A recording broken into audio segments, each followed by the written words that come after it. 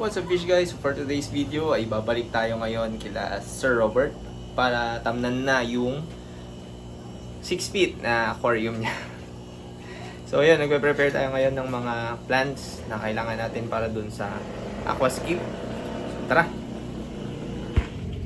So yun nga ng mga fish guys, ito na pinaprepare na natin yung mga kailangan na plants. So kuha tayo dito ngayon sa ating mini garden para dun sa mga iba pang plants. So basically, inuna ko yung pang carpet natin dahil gusto niya low tech. No, low tech lang. Kumuha tayo ng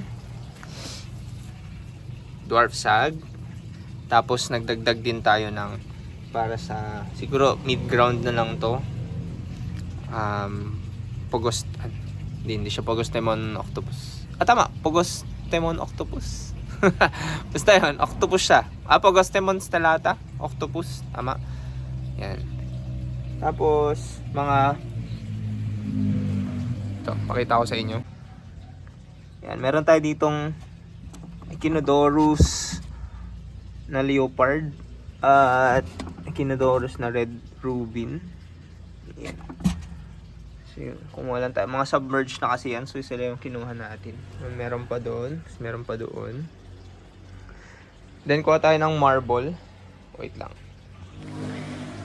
Yan, so kumuha na rin tayo ng Echinodorus Marble Queen na malaki para dun sa pinakadulo. Lagyan natin yan dun sa dulo. Cryptocoryne pandertifolia. Shoot na rin natin dyan. Ludwigia repens. Dagdag na rin natin. Hygrophila polysperma tiger. Yan, so kumuha na rin tayo ng Vallisneria. Maraming Vallisneria para sa background.